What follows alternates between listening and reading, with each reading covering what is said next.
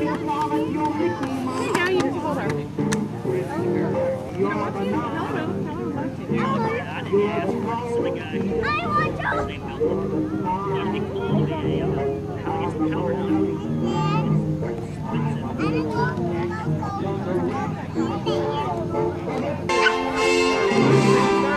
And with that stirring music, we say welcome, ladies and gentlemen, boys and girls, to the famous Flying Circus here in Bealeton, Virginia.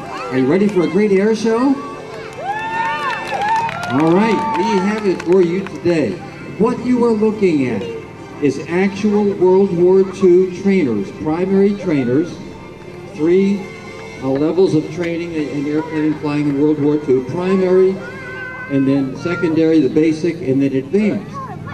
And these were primary trainers, so over 1 million pilots in World War II sat in the front seat of these Boeing-Stearmans, named after Lloyd Stearman from his company, and the instructor sat in the back, teaching them how to take off and land. And that's pretty much all you would do in your primary training, learning how to take off and land. The stall speed of a Stearman, the speed at which it stops flying, there it's completely stopped. All right. Well, it stops before this. At about 55 miles an hour, it will stop or start flying if your throttle is shoved all the way forward. These are called ailerons. It's how we bank and roll the aircraft. Right now, we have pushed the stick to the left with your right hand. That causes lift to go down that way, so the wings rotate down and up to the left. And of course, pushing the stick to the right will cause the wings to rotate to the right. And that's how we roll the aircraft, bank the aircraft around a turn. Up and down by pulling back on the stick, and each foot is on a rudder pedal. And this is like your car, back and forth, left to right. All right? That's the only control that is similar to your automobile, left and right. And you have a left foot and a right foot. So it's stick and rudder. That's why it's called stick and rudder. Your left hand is on the throttle.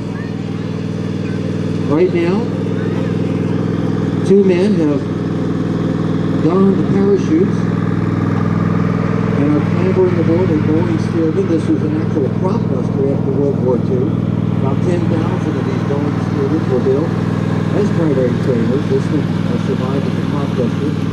And somebody put a 450 horsepower Pratt & Whitney engine into the front of it. 9-cylinder, that's the smallest one they made, designed in 1930.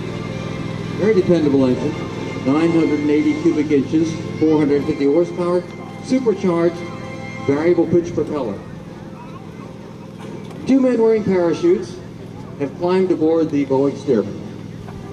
One of them will exit the aircraft and plummet earthwards at 120 miles an hour.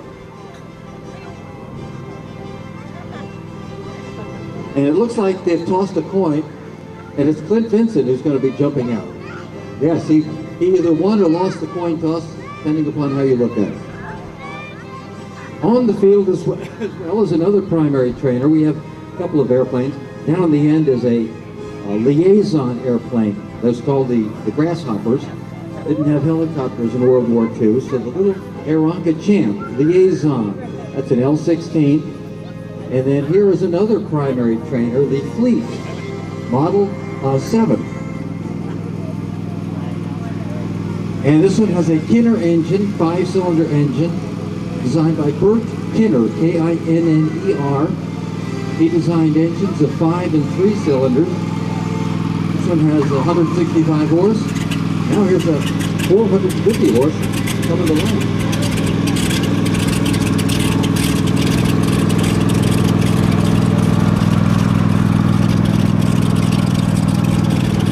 Cylinder air-cooled engine.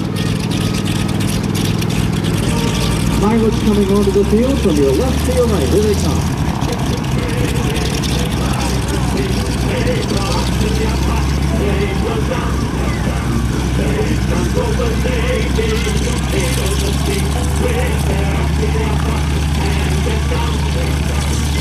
On your right front fender, there's Rick Kahn, going to be doing some great aerobatics for us today. Air Force F-16 pilot Brian Stewart will be leading the first formation. Mike the Builder over on this fender building us the new museum. That's a pile of dirt down there, and all the construction material you see to your left. And we'll introduce the rest of them as they come out. And there goes an unauthorized vehicle. I think it's the Black Baron from World War I. What Tim Bridges is doing, who's flying this airplane, right now he's taxiing the airplane. That means moving across the ground and well below takeoff speed, of course. And he's allowing the engine to warm up. We must get the oil temperature up to, maybe 100, 120 degrees at least. I'd like to get it up there. Will somebody call the police? And we're getting all the engines warmed up. We're going to get them all warmed up right now. John Elliott has brought out the beautiful Fleet Model 7, 1931 airplane, to your right. And let's see, here is Frank Isbell of the Virginia Aero Works down in Petersburg, Virginia, ladies and gentlemen. He's the man who puts the airplanes back together when they need to be put back together. Whoops. He didn't even see it, he just flat missed. All right. Bum shot that was. All right, let's see, that's what's going on here. We have a girl that's upset. These so-called gentlemen, yes? They're supposed to give me a ride in one of these really old, and I mean old, airplanes. Okay, we need a leftover pilot to take the Fifi La Bombshell up. Do we have a leftover pilot out here? We need a leftover pilot? Yes. We got one over here. Who's speaking? Behind you. I have a... Oh dear. Where's the girl? Ladies and gentlemen, upset. Unfortunately, it gives me no pride or pleasure whatsoever to introduce to you now the Black Baron from World War I. Please give him an applause or a boo, whichever comes first. I'll live for booze. He lives for booze. Wait a minute. I want my ride. I was promised a ride. What seems to be the problem? You're looking for a little bit of stick and rudder? Yeah? My mother told me not to trust guys with pointy hats. I can take the hat off. Anyway, if you help me with a few things during the show, I can give you a little bit of stick and rudder. What do you say about that, folks? I think we're really scraping the bottom of the barrel today. That's what I think. Beggars can't be choosy. Seems like that's all I get is this stick and rudder treatment. I'll teach you more about aviation than you ever cared for. Taking off from your right to your left, let's watch as we open the air show. 450 horsepower. Let's see if we have a little air smoke. There it is.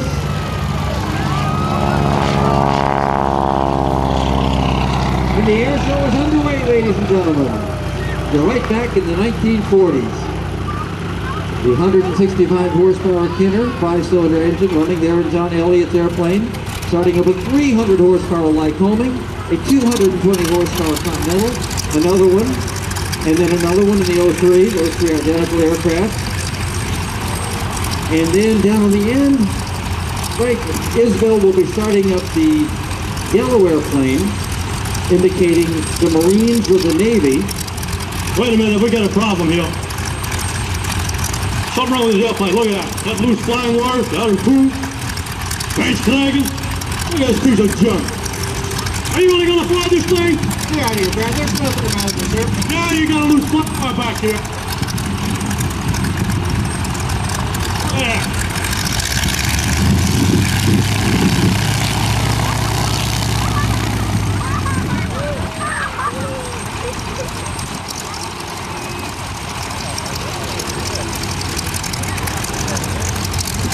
Pilots are letting the engines warm up. The orange airplane and the 747 each have 9-cylinder Lycoming engines, superchargers, 300 horsepower, and variable pitch propellers. Let's listen as they taxi out.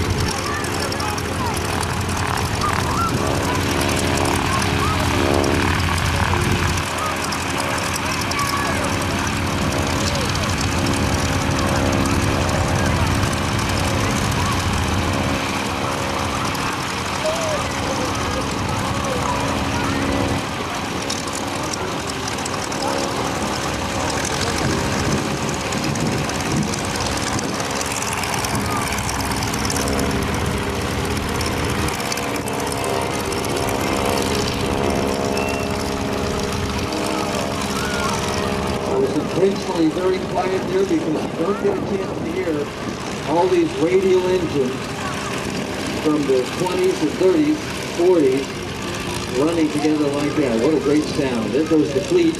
You say, what's a little red airplane? Little red hot rod. All right, that's a Starduster designed by Louis Stoll back in the 50s. And the Starduster 2, that's a two-place right there, is also powered, in this case, by a Kinner 5-cylinder engine of 165 horsepower. It was designed to have a lot of different engines. You could use the Lycoming Flat 4 engine, or a lot of others, but in this case, it was built by a master builder up in Massachusetts. It's a home built, plans built. A couple of different ways you can build your home built airplanes. Plans, you buy the plans and actually follow them step by step, crafting each part and then putting it all together, of course under FAA supervision.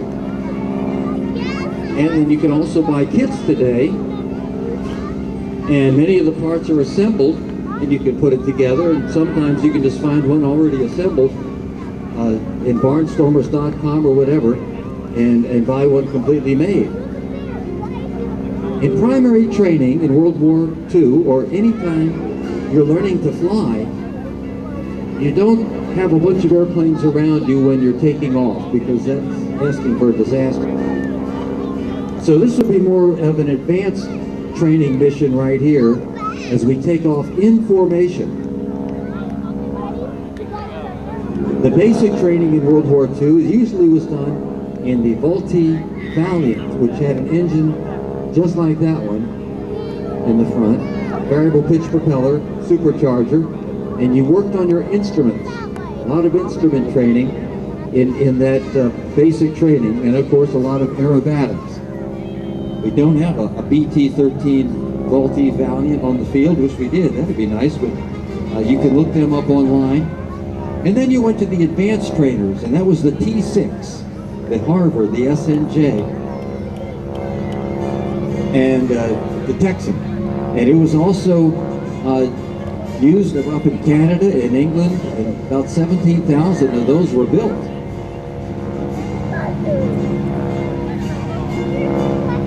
Called a pilot maker. From that advanced training, pilots in World War II moved up with fighters, the P-47s, P-38s, the F-4U Corsairs, maybe into multi-engine for bombers. Okay, here we go.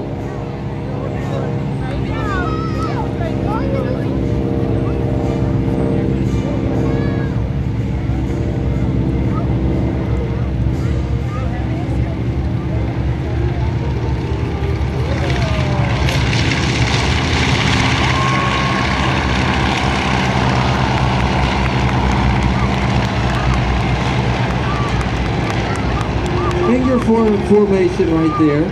You can hold up your right hand and see what that looks like. That's why it's called a figure 4 attack formation. And now a V formation led by the Starduster 2. Chuck Tippett flying that one.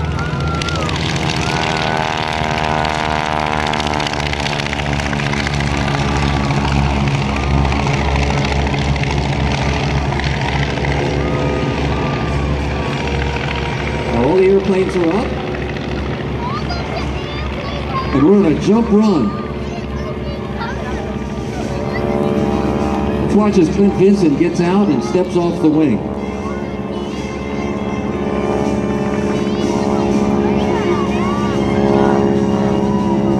It looks like he might come around again. So we're up at about 3,500 feet or so. Below the clouds, we have a little cloud layer there. We're going to stay below those. Now this air show was founded in 1970 by a lot of World War II pilots and an Episcopal priest and a lot of other folks that were just interested in a newspaper editor here in Warrenton. And they wanted to all assemble together and fly on Sunday in an air show, and that's how they put it together. And we've always done the opening skydive in the air shows. Clint Vincent has been jumping with us since the 80s, and he's pretty accurate. Right over there you see the yellow pennant, and then there's a jump target, or a signal panel, as it's known, as alternate name there, slash signal panel. Signal panel slash jump target. Take your pick, but Clint Vincent is going to try to put his foot right on that. Let's see if he can do it. Okay, this is your jump run. Let's watch for a little smoke indicating the jump. Here he comes. There he comes. Smoke on, and of course he's away. 120 miles an hour. And he pulled for the ripcord, and it's good. Now the winds are almost a non-factor, if not a non-factor. They're very slightly from the south. Megan is going to be singing the national anthem today for us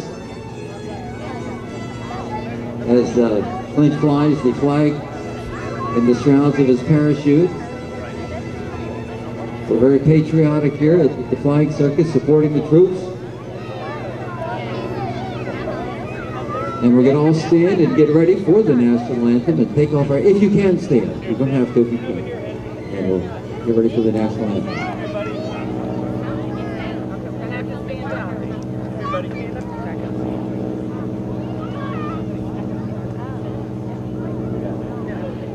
Oh, say, can you see by the dawn's early light what so proudly we hailed at the twilight's last gleaming, whose broad stripes and bright stars through the perilous fight o'er the ramparts we watched were so gallantly streaming, and the rifles red glare, the bombs bursting in air, gave proof through the night that our flag was still there.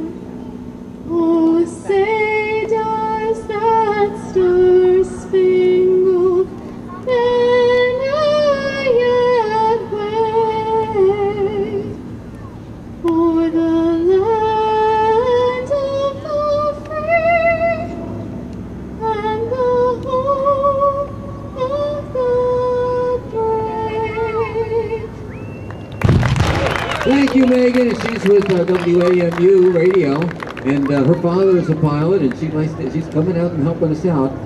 Clint's piloting. Take your cameras and try to get the formation and the skydiver in the same frame. All right, so if you can pull that off, you'll get a really nice commemorative picture. It's too far away, but you might get the second one. Do your best, because you got a nice sky.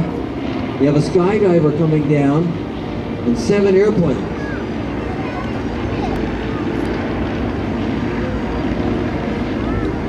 Clint lining up on his final approach. He's got streamers flying. New state-of-the-art parachute that has a foil, an airfoil. He's eyeballing that target, saying, "Can I come close to it?" Well, actually, he landed on it. Clint Vincent, ladies and gentlemen, give him a hand there. He's right on the target. Outstanding, from 3,500 feet high and landing right on that signal panel slash target. He lines with no ammunition. So we practice gunnery school here. We're not going to actually fire any guns, but we're going to line the aircraft up on those helium-filled balloons and actually try to pop them with the propellers. You can't hit it with the wheel or the wing and break it. You have to slice it with the propeller. So it's quite an accuracy competition here. Pilots are going to execute a nice wing over. You can pretend you're in the South Seas right now during World War II, and our American pilots have the Grumman Hellcats. They're going to bank out of formation, dive down on the Japanese boats below, the ships below, the destroyers, aircraft carriers, and whatever's down there. Leading the attack will be F-16 pilot, Air Force pilot, Flying Circus. And the Army Air Corps painted Stearman. Airplane's cruising at about 85 miles an hour. There goes one. We have 4 Stearmans lined up to go 1, 2, 3, 4. I'm sorry, a fleet in that lineup. Now a Starduster with 2 Boeing-Stearmans. All right, here comes Brian. There's the balloon. You would fire your machine guns, a short burst, right now.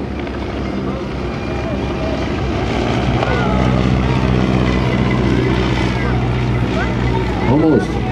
But he was lined up one. Now see the balloon going around in circles? That's the prop wash. Because the propeller causes a wake behind it, just like the wake you would see from a speedboat. Except it's in the air, you just can't see it. Now John Elliott lines up on the balloon that's the most still. Almost. He had a chance to get 2. Mike King is the only one I know who got 2. All right, Baron, is your microphone not working? It is working? Okay, cool. Here we go, another pass. Justin Courier just underneath, but again, these would have been good shots with your machine guns in World War II. You found your target, you've lined up. There's Rick Kahn. Well, okay, we're 100%.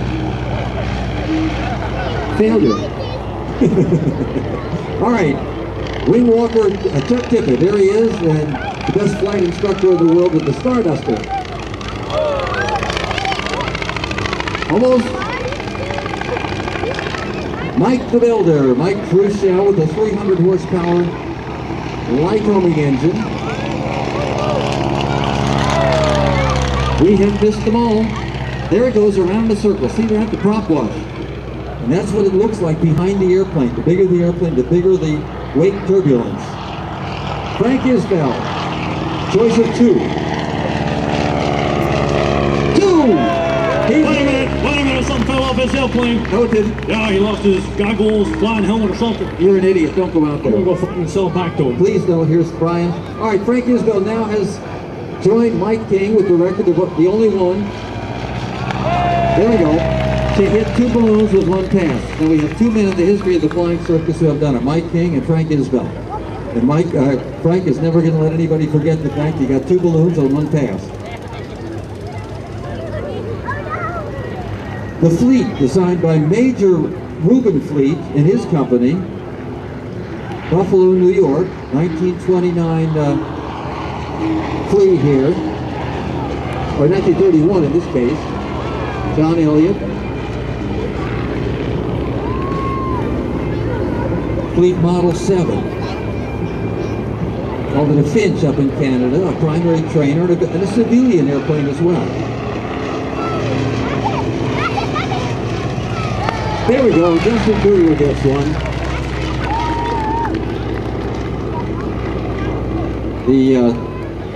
The pilots are letting the air clear a little bit so they have a better shot. And Rick Kahn gets one. All right, now we're getting it. Here we go. Now Chuck Tippett is going to... Oh, that one's low. Locking his wings. Very nimble aerobatic airplane, the Starduster. He's hit them both, but they didn't pop. Here is Mike Khrushchev, Mike the Builder. Orange after Al Williams' Golf Ball, which he likes the color of very much over there in the Udvar Hazy Museum, a racing airplane from the 30s. Frank Isbell wraps it up. Can he get 1 balloon, which would give him 3 for 2 passes? Frank, it was above you. He could have gotten it. All right, now the ground crew is scattering quickly. And the Baron is on the... Ladies and gentlemen, we have a bomb drop scheduled. This is very... We can't drop bombs on the Baron, can we? We should bomb the Baron? They're going to bomb the Baron. Here comes the bombs. F-16 pilot Brian Stewart closing in. Down goes the bomb. Pasting the Baron. Yes, they are indeed the deadly 5-pound Pillsbury bombs available at the grocery store.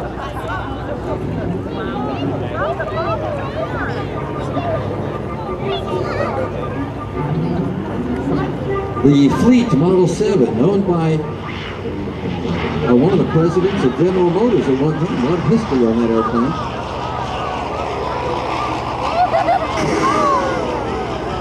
And you can look at it up close. Now, here at the Flying Circus, you can actually fly in these airplanes for $80 a piece after the air show.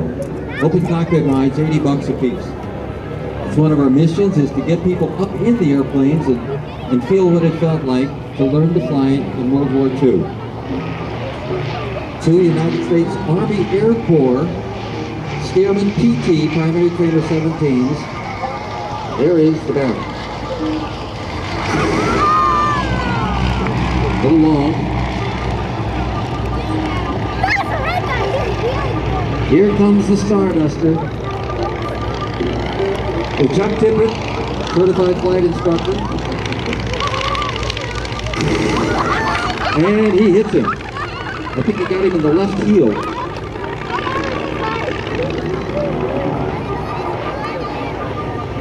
Mike the Builder, who built us the wonderful bathroom over to your right.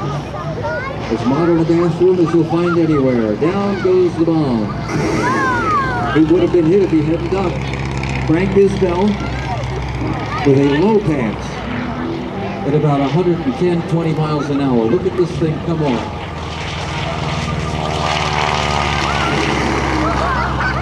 Right between his legs. Off the field he goes. There he goes, running quickly. Oops, into the outhouse. He's taking a seat. How do we get him out? Bomb the outhouse? They're going to bomb the outhouse. Brian Stewart, F-16 pilot, Air Force pilot. Cigar clenched between his teeth. He likes the wick of the smoldering real bomb held in his left hand. It's the real bomb. The Baron is seated in the outhouse, reading the Sears catalog. The bomb dropping, and there it goes, and there it hits. The Baron is down, the pants are down.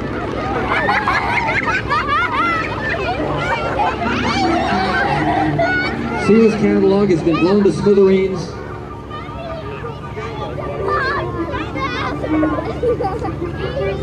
Let's watch a landing. John Elliott. Now the Fleet lands a little slower than the Stearman, probably 45 or so. It'll stop flying. It has stopped flying, and now he's got the tail wheel up a little bit. That's called a wheel landing. These are tail draggers. Conventional gear, as it's known as well.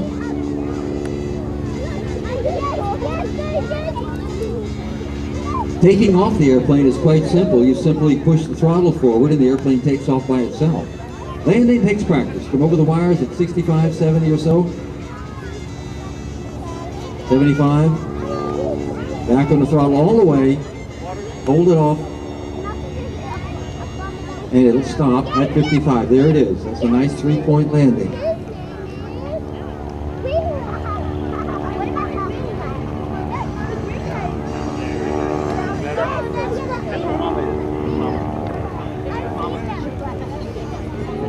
Starduster's going to come in a little bit faster. And you can come see all these airplanes after the air show. Come out on the field when we open up the field, and you'll be able to look at the airplanes right where I'm standing. And then you can go for a ride in the airplanes. It takes about 10, 20 hours to solo the aircraft. In other words, go up in it by yourself and practice. The instructor has to teach you how to do the landings. There's Mike Truchell, Mike the Builder. And again, it will stop flying at 55. Still flying, right there. All right. We're going to go into the next event, the next demonstration, which will be the ribbon cut.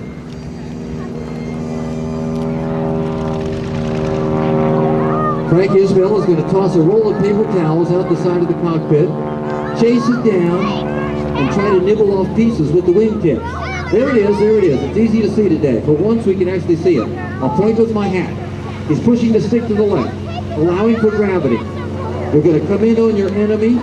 You're going to fire your machine guns at close range, right there, and hopefully clear the debris. And I don't think that's a roll of paper towels, Mr. Announcer. it's not a roll of paper towels. What is No, it? because I just came from his outhouse. Yes? I believe he was in there before I was, but there was something missing. Something missing from the outhouse. Yeah. All right, Frank has whiffed twice. 2 whiffs.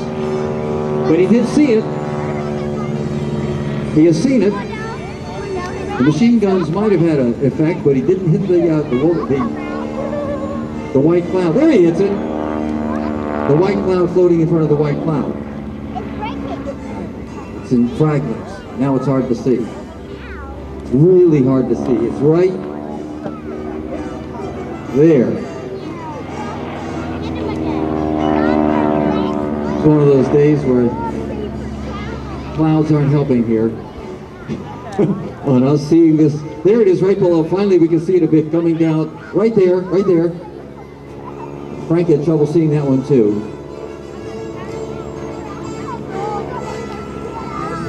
I think he has said, I've had enough.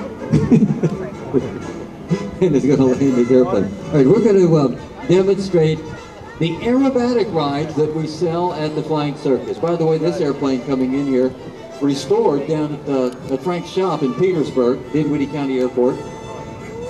9 new cylinders on that engine. Major, major engine overhaul. All right.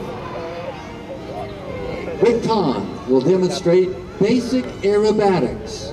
The first maneuver in these rides we sell after the show for $140. First maneuver is a nose-high, power-off stall. The nose comes up at 17.5 degrees. The power comes off. The airplane stops flying at 55 miles an hour and falls on one wing or the other. He chose the left. Spinning to the left at 130 miles an hour. Once, twice, you're in the front cockpit. Here he comes, Henry, here he comes. These rides are for sale with all that 130 mile an hour airspeed. Up over the top we go in a basic loop. Airplane weighs 2,600 pounds. 34-foot wingspan, 26 feet in length. Over the top into a Cuban 8. A horizontal figure 8 named after the instructor for the Cuban Air Force back in 1934, who invented it. Very pretty there. Now you need airspeed to enter into these maneuvers. The next maneuver should be a stall turn. No, it'll be again a loop. See if we can get a stall turn, a hammerhead stall. Up, and then kick hard left rudder.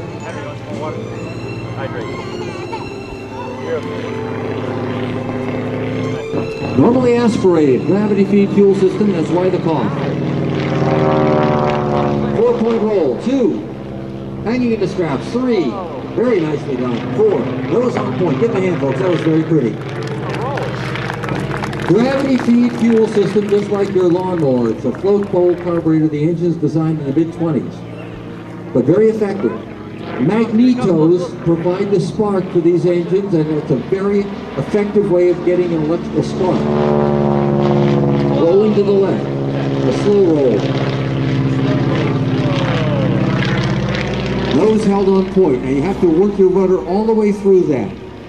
It's a difficult maneuver to make it look pretty, like Rick Kahn just made it look pretty. His brother Dave comes out and flies it, and even his father Bill is an expert aerobatic pilot. I told you, huh? Who taught the boys to fly.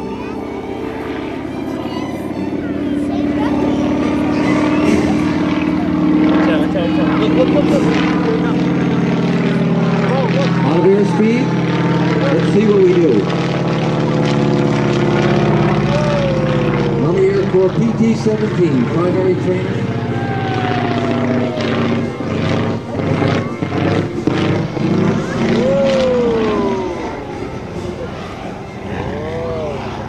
See, now that comes from watching Waldo Pepper too many times.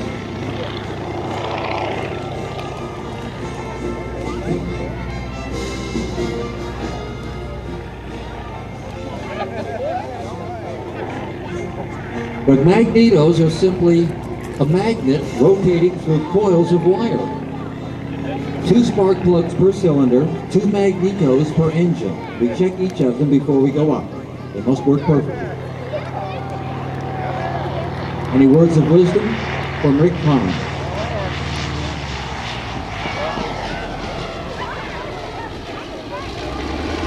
I think I heard something.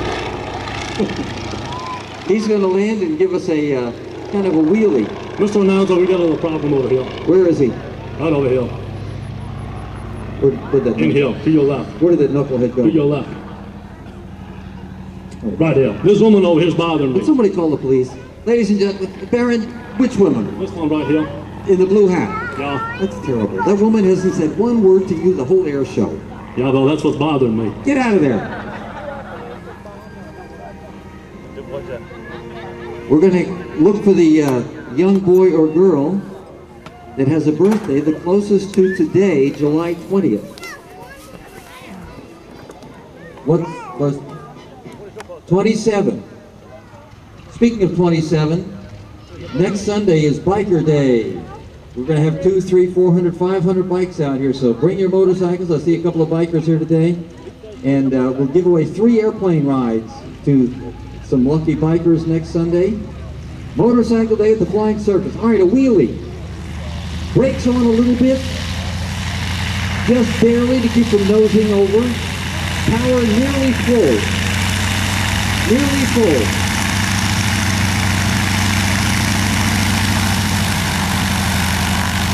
There you go. Look at that.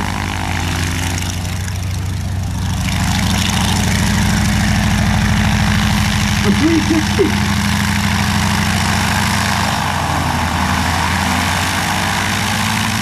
Look at here, folks, look hard. I can't tell you how hard that is. Oh my. Okay, I have a 27. Can anybody beat the 27? Birthday closest to today, July 20th. I have 27. 26. We have gone down by 1 day. Wait a minute. 15. But yeah, but I got, let's see, that's 5. Right back after Civil War, we came up with something known as the phonetically homing bullet. Phonetically homing bullets. Yeah, and what it is, I stuck into the bullets. Spoke to the bullets? Yeah, to go to a certain target. I gave some bullets to the pilot. And what the pilot's going to do, he's going to fly down the runway. He's going to reach over the side of the cockpit with a pistol. He'll aim towards the target and fire the pistol. The bullet will automatically concentrate to the target. And the target is balloon. We got 4 balloons out here. So the word is balloon. Everybody say balloon. There you go.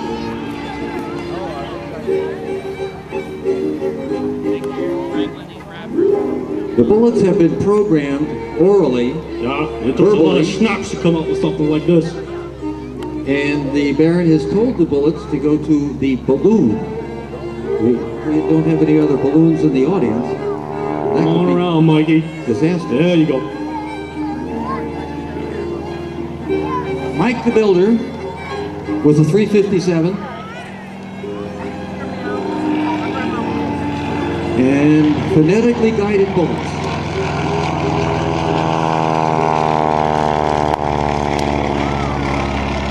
He hit one. Oh, of course I hit one. He didn't ricochet into the crowd and get somebody, did he? No, I didn't. Nobody else got hit? Nobody got hit. Okay. All right, let me change the word. Change the word? Yeah, we had balloon. What balloon? Oh, I think we should stick with balloon. How about yellow pennant? And then, let's announce sound booth. We don't want to hit the crowd. Oh yeah, you're right. Got the yellow shirt in now. How about moon? Moon? Yes. There's no moon. You're right. You must provide. I think you need to provide a moon, don't you? The Baron is going to provide the moon and save the crowd.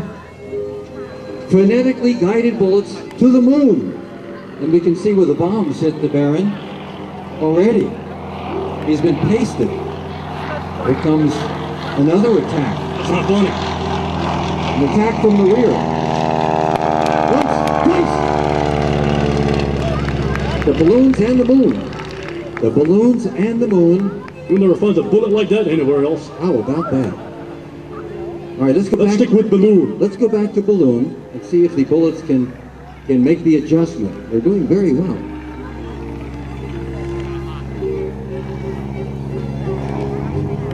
I'm all around, Mike. Mike the Builder bringing that PT-17 with a 300 horsepower supercharged Lycoming engine, variable pitch propeller. Down the runway, 110 miles an hour.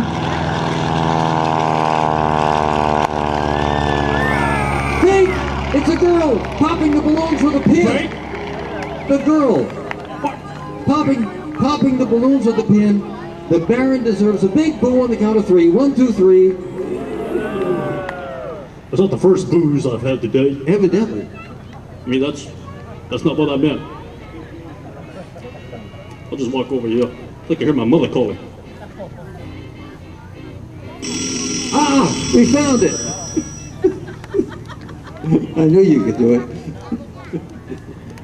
All right, kids, I'm going to give away a free airplane ride in this L-16 for a lucky boy or girl for after the show. And I'm going to get the children's tickets out here and we'll have a drawing.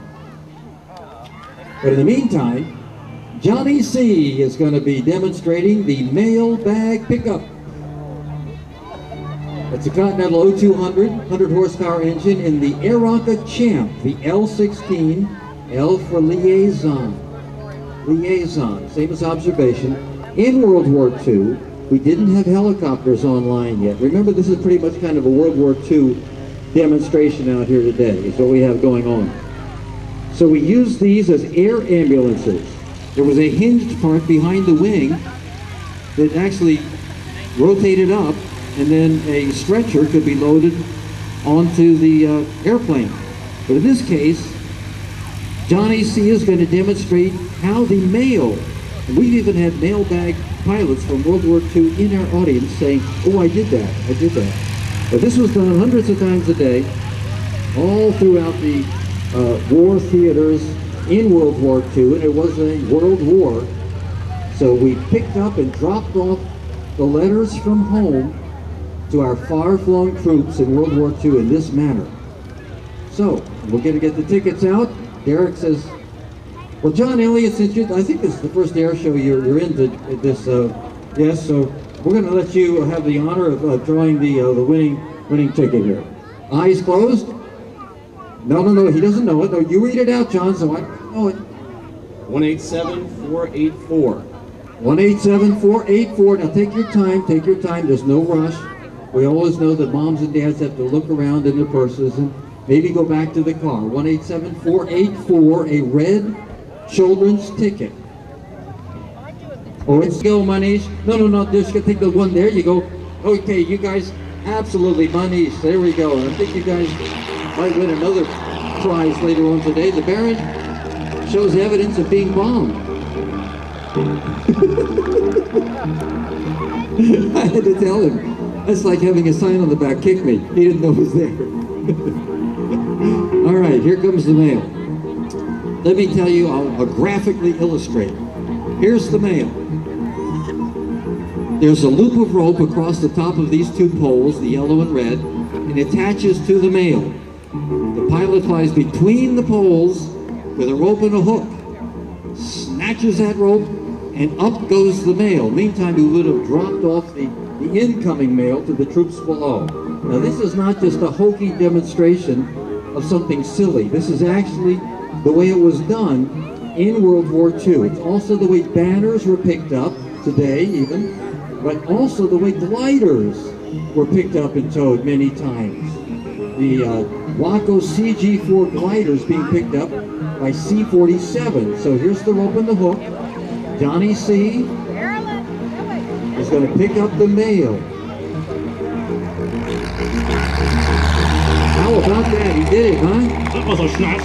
It was indeed a perfect snatch, and he would, of course, dropped off the mail on this run, but he'll turn around and come back and drop that off with the demonstration of how the incoming mail is dropped off. I can do that. You can. Yeah, I won't pick up the mail. Mail? What? I'm gonna pick up the female. Nonsense. Yeah, Fifi the bombshell. The bear What I'm going to do, Yes? what I'm going to do, I'm gonna tie Fifi the bombshell between two poles. Yes? I'm gonna take my little red airplane over here. Uh-huh. I'm gonna fly between the poles and snatch Fifi the bombshell. Off the ground? Yeah. Up she goes? Yeah. Under the airplane? Yeah. Now this is how we bring the mail in, so please be thinking of that procedure as you consider how to bring her back to Earth safely. She would not survive this. Watch. Down comes the mail. Thump. What do you... I'll fly a little bit closer to the ground. Closer to the ground? Yeah. And she can run? Yeah, she can start running. Running real fast. All right. That airplane, by the way, the L-16 Champ with Johnny C. doing the flying. Available for airplane rides. Kids who like this, or you're a new-time pilot, you want to go up for the first time, it's only 40 bucks to go up. I'm sorry, 50. Change that. 50 bucks to go up in the L-16. We are very patriotic here. Do we have any military families, or active, or even inactive military members in the audience today? Would you stand, please, for a moment? Stand up, military families and members, past and present. We got John Stowers from the Korean War over here. Let's give him a hand, folks. God bless you. God bless you. Thank you so much.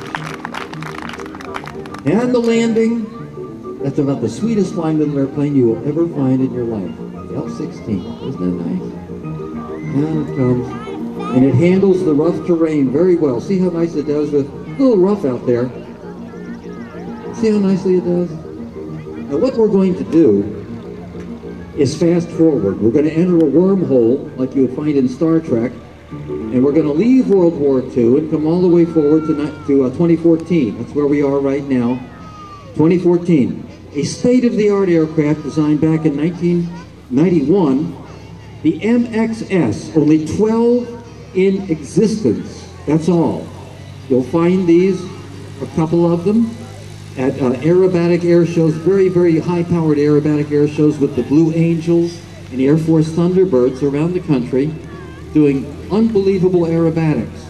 But believe it or not, you're going to see Scott Francis give you the same performance today in the MXS. Over 200 miles an hour. Watch this.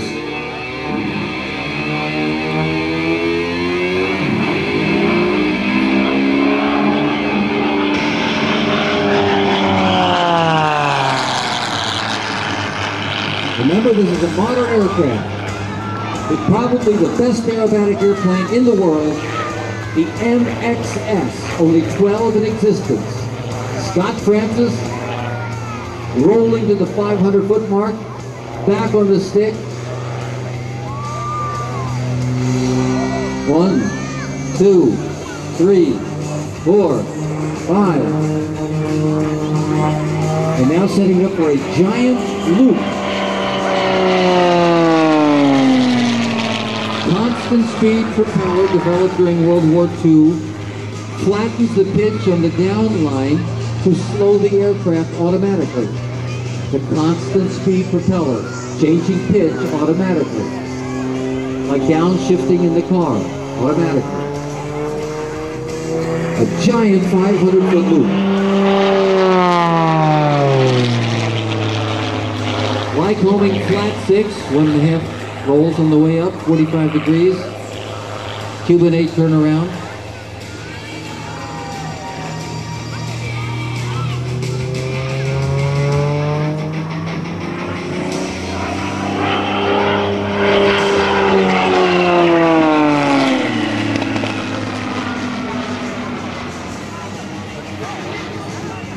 Roosevelt, head over heels, tumbling. Czechoslovakian for a headache. He did it. Outstanding. The throttle back, he had to hit the exact airspeed to get that to come out right. That was excellent. Outside loop. Same 500 feet of altitude, but this time stick forward, eyeballs very red at the bottom, and 3.5 times the force of gravity. Thrust into the shoulder straps, which are really tightened down on his seat. Here he comes. Stick forward. The outside loop. Wow. Scott Francis, folks. The MXS. We're seeing the kind of air show you would only see maybe at the big Andrews air shows and things like that with the Thunderbirds or the Angels. Over the top we come. Now that's kind of cross-controlled. He's rolling to the left by kicking a little right rudder and you get that corkscrew.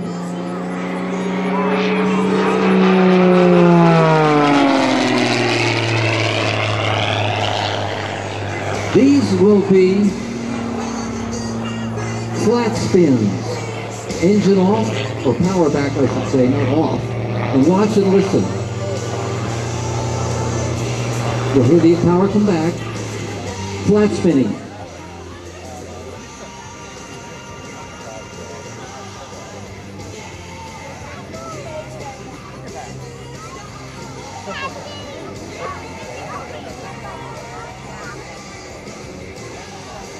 Give a hand there, folks. The stick was fully back. The flat spins. The barrel roll. Back on the stick, full power. Over to the right slightly, no offsetting rudder, and you get a big corkscrew. Setting up now for a demonstration of the Red Bull Air Races high G, 10 times the force of gravity, turn to the left. A couple of rolls, and then the most incredible, and this is the way it looks down in the pylon races and the Red Bull Air Races. Hang on, folks, this is amazing.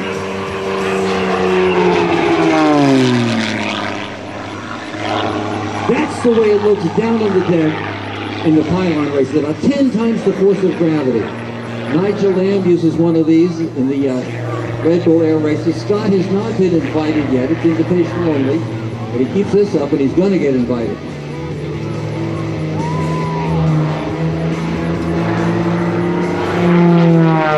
Composite materials, very light. The flying weight for aerobatics is right around 1,550 pounds. Combined with a 330 horsepower Lycoming flat 6. Right now he's skidding climb to the left. You ready?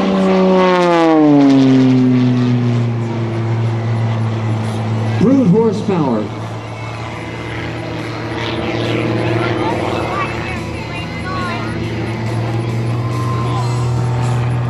Up to the top. Humpty bump, positive humpty bump.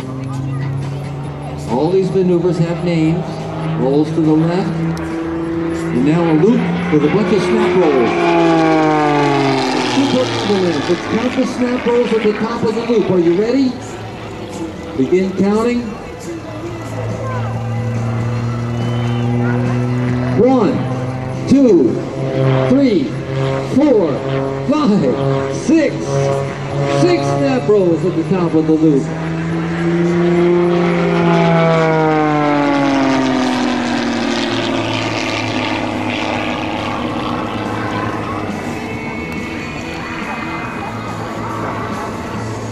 Torque rolls. He will ascend, flying straight up in front of you. Pull back on the throttle, then push it all the way forward, showing you the brute horsepower to weight ratio, and the airplane will stop flying and be rotated by the engine. Throttle back. Now full throttle. And it's not flying, it's being rotated, hanging on the props. Like a helicopter. Look at that. Unbelievable. Look at that. That was amazing. Scott Francis, ladies and gentlemen. That was worth the price of admission right there. And now, you think that was amazing, watch his exit maneuver. He is going to come in the same way he entered, but this time he will roll inverted at about the same height as the wind sock on top of the Curtis hangar and perform a complete flat line right down the field at exactly the same altitude. This is way over 200 miles an hour. Scott Francis in his signature exit maneuver. He'll be back for autographs in a few minutes. You ready? Hang on.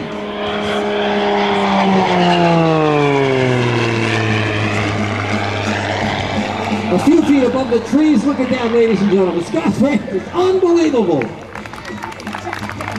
We're not going to see that in only the very, very elite air shows in the world. The MXS, only 12 in existence, arguably the best aerobatic airplane there is. And right now we're set up to do a wing walking demonstration, but it appears we have an interruption. The Baron has gotten loose with the parts left over from World War I. Not even sure it can fly. And he intends to pick up the girl, or even two at once. Has a complete suit on with a rope attached to it. They release a helium balloon to 500 feet, and the C-130 flies with a V like that in front of the airplane, which catches the rope and brings the person to be picked up gradually. And that is still used today. It's called the Fulton Skyhook. You can go online and actually see videos of that. But in this case, we're going to hit full speed into that rope with no gentle ascension. It will be quite a jolt. And Fifi will be picked up. Stop. Stop.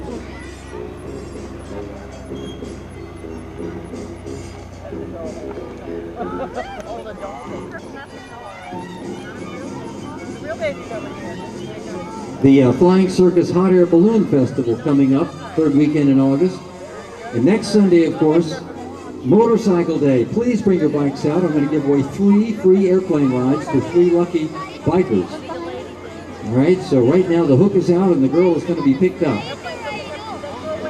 There's the rope, there's the hook, there's the Baron. We're at about a whopping 65 miles an hour, 55, and there goes the girl's clothing. We picked up everything but the girl. Oh my, there goes the rescue vehicle.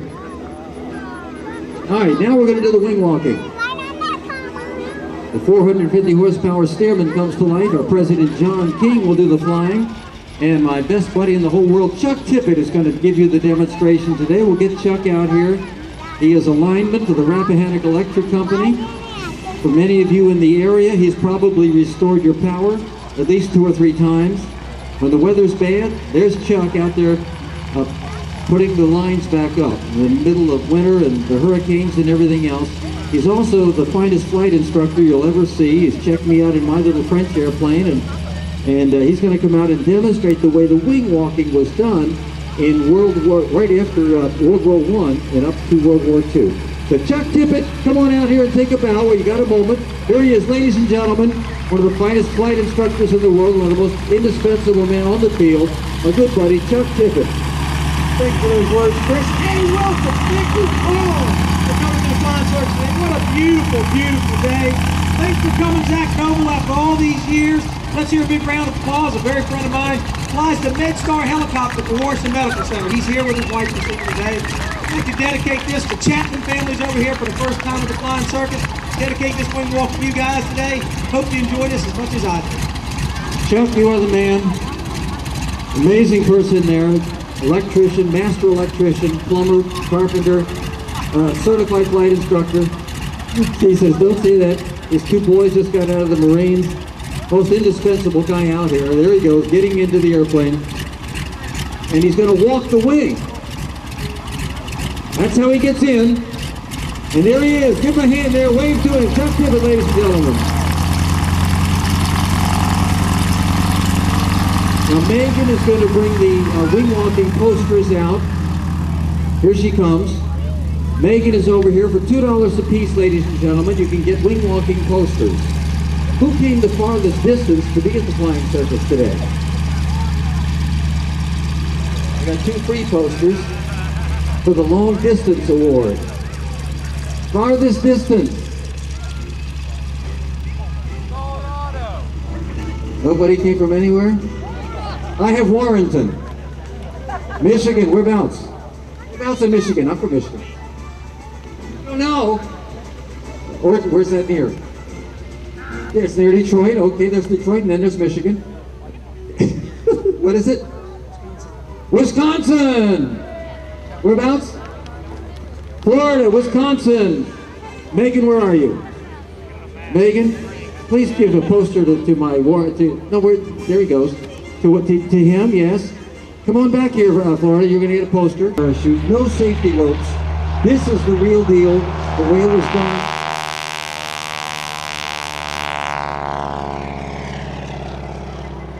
Introduced at the end of World War I by Ormer Locklear, O-R-M-E-R.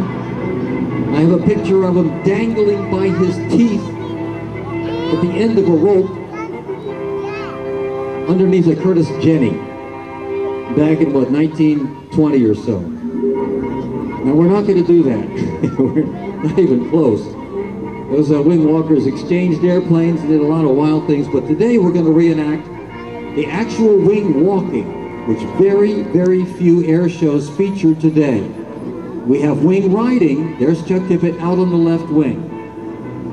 If you go to England, you'll see the Breitling girls riding on top of the 450 Stearman. They start out up there and they stay there. That's wing riding. I mean, I might even do that. Probably not. But wing walking is without a parachute. You get out of the cockpit and walk along the wing, holding on by nothing more than your hands at about 85 miles an hour.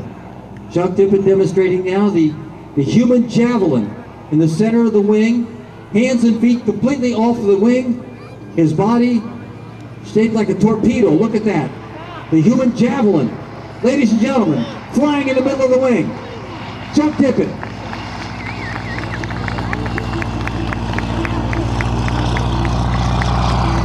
Hands holding nothing, feet flying. Now he's got a foot down. Meanwhile, the pilot, all kinds of right rudder, right aileron. You got to use a little extra speed because you got all that drag on that left wing. It's quite a juggling act between the pilot and the wing walker at just the right airspeeds. Not too much to upset the wing walker and just enough to keep the airplane flying. The next pass, Chuck Tippett is going to lower himself, I think, but he might have something else, but one of our maneuvers here is to lower, the wing walker lowers themselves under the wing and dangles by their feet, letting go with their hands. Now, if this is the time he is going to do it, I want you to watch as he lets go with his hands. He does it so violently. I mean, the wind is so, let's see what he does. No, this one is going to be something else. This will be, okay, this will be an extended foot and arm, I think. Yes, he's out on the stride. Okay, he's got a foot and arm extended. All right, like that.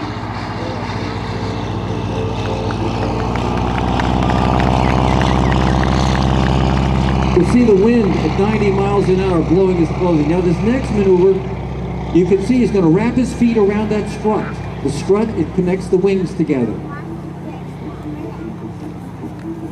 And I've never seen any wing walker, most wing walkers lower themselves as slowly as possible under the wing. Chuck does just the opposite. As his body, I'll demonstrate here a little bit, he's sitting down. As he lowers his back, he just literally lets go with his hands and just lets his body get blown violently under that way. Now Chuck is in tremendous shape. Like I said, he's a lineman, and he still competes in the lumberjack events. So, you know, climbing poles and things like that. So his stomach muscles are tremendously strong, which are necessary. Abdominal muscles right here are very, very strong, which are necessary Folks, you get your posters. Come on over here with Megan quick. She's got $2 posters. Kids, you're going to want Chuck's signature on the posters. Get a line quickly. Now, watch as Chuck lowers himself and releases that torso to get flung back underneath that wing and dangle by his feet at 100 miles an hour, a couple hundred feet off the deck, maybe 100, 150. Now look at that! He just let go and gets blown, whipped back.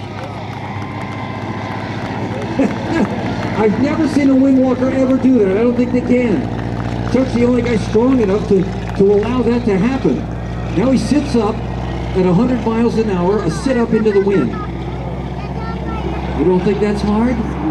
Try your sit-ups in the morning and imagine a 100-mile-an-hour breeze blowing, a hurricane, blowing upon your torso.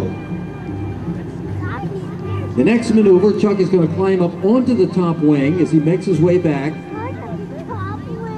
The throttle has to come back a bit to allow the wing walkers to get into the cockpit. The blast from that 9-foot propeller is too much. So John gets up a little bit of altitude and then goes back into a shallow glide,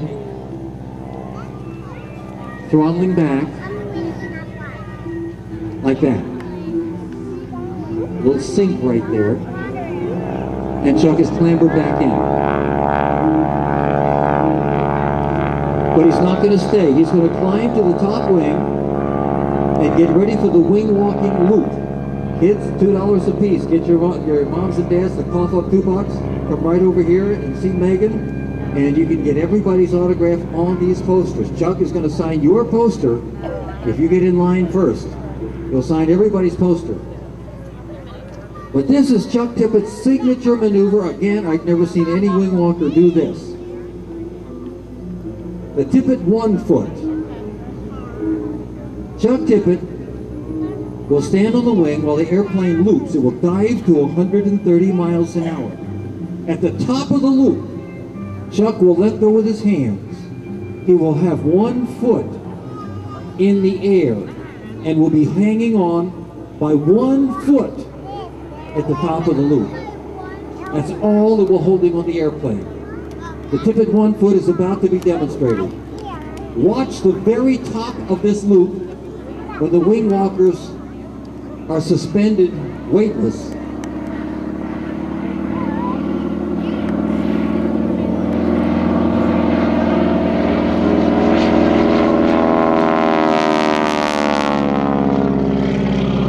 The Tippett 1 foot, there it is, about a 90-degree extension.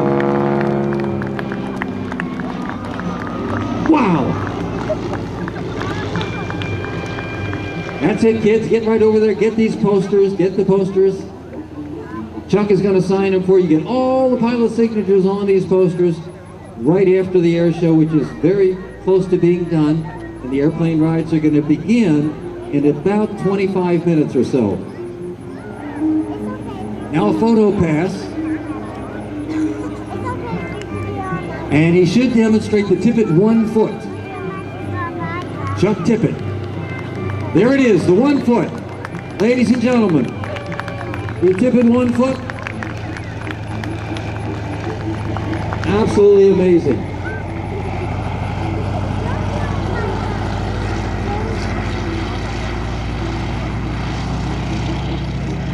Making it look easy. Remember, he spends his life during the days up on very high poles like you see down there.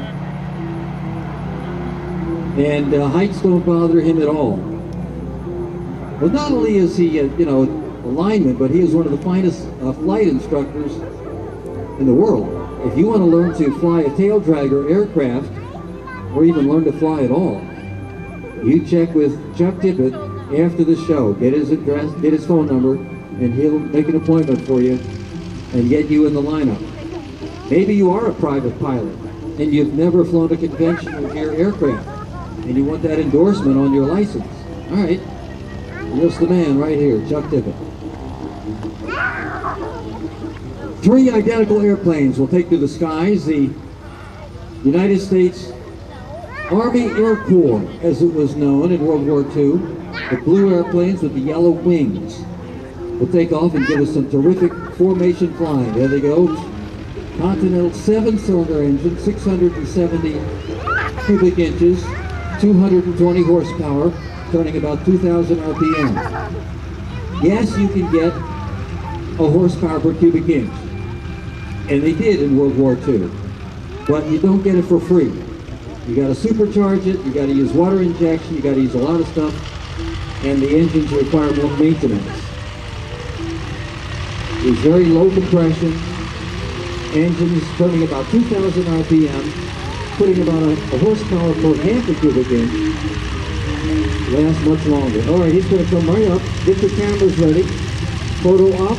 I'm going to get out of the way. There's a gentleman here with a nice video cam. I will get out of these pictures. Rest of you get your pictures ready. Your cameras ready.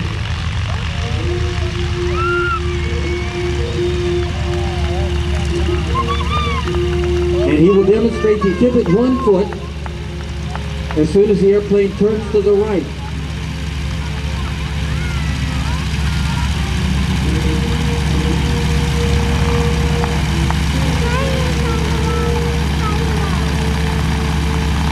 You ready? The tip it 1 foot will be demonstrated. And here it comes. 1 foot. Give us the 1 foot, tip it. The one. Chuck! Do the one. Okay, he didn't do it that time. That's all right. He pointed to the pilot. He's probably tired. That's all right. Chuck Tippett. Ladies and gentlemen, give him a hand. Here he is. Chuck Tippett. You're the man. Thank you, Chris. I hope all of you did. Thank you for coming out here to the Flying Circus today. What a beautiful family adventure. Tell all your friends to come back out and enjoy the show. Right there, the pilot dirt of George Christmas Golden. That's a museum that's going to be right around the corner. So enjoy the rest of the day. Here comes another event. Nelly! Chuck, we got a lot of young kids here who would like to, young children, future pilots who want to get an autograph. And there they are over there waiting excitedly for your autograph.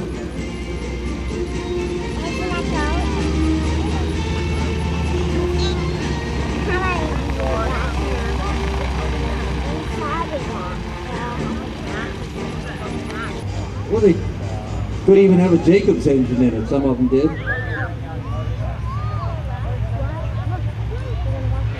Boy, that's pretty. Look at that.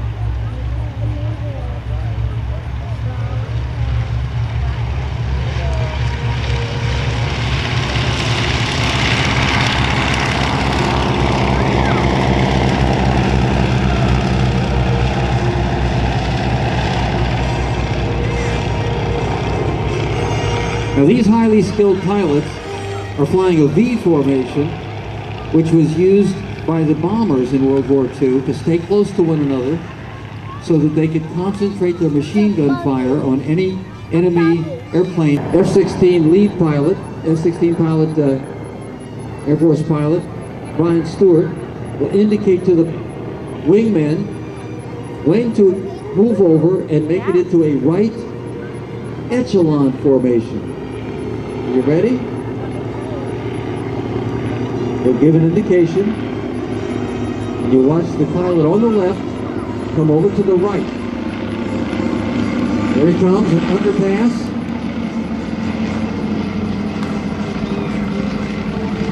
It's a lot harder than it looks. There's a lot of ways of messing that up.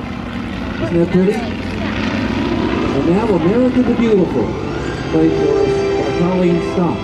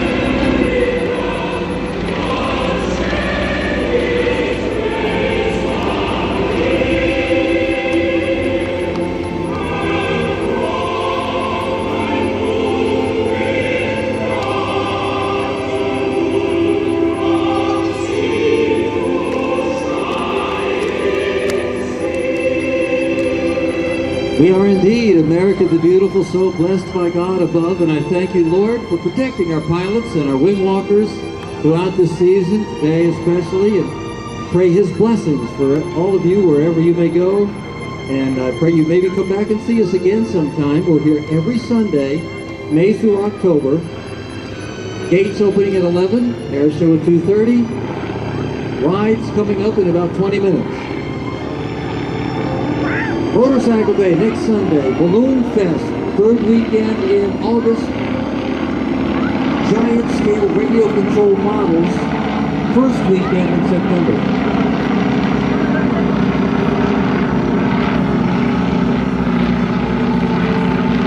Cameras at the ready. You're not going to want to miss this shot. They're going to be right over your heads in V formation.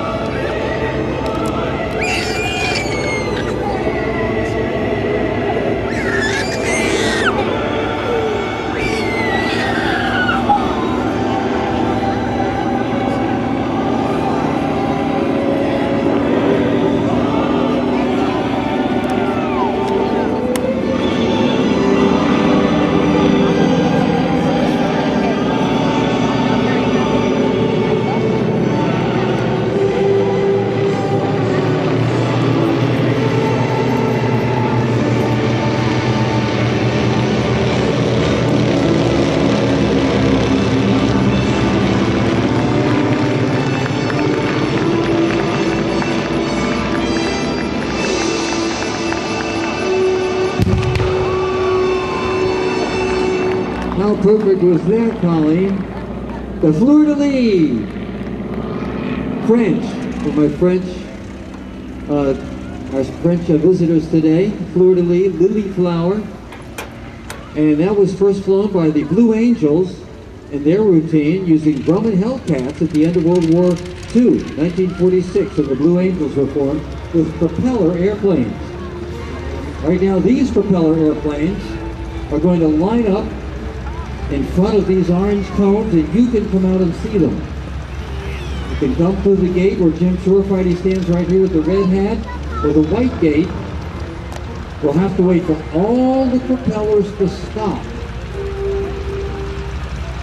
And then I'll say you can come onto the field. We're going to line up with the line abreast taxi up signature formation by the pilots of the Flying Circus.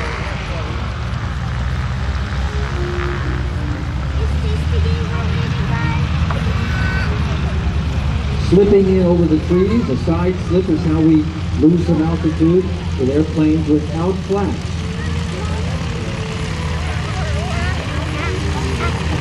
In this case, maybe pushing the stick to the right with left rudder. We're watching the airspeed indicator that it doesn't get too slow.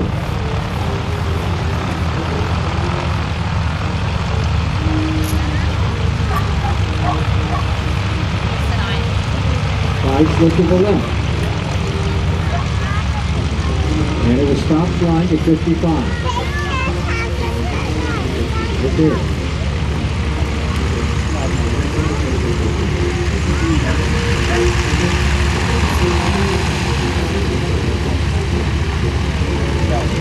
These are individually owned and maintained airplanes. It's impossible to do an air show of this magnitude with corporately owned airplanes. So they're individually owned and maintained by the pilots who very big-heartedly bring these airplanes out to demonstrate for people on the weekend. So please don't touch them. They are flying museum pieces.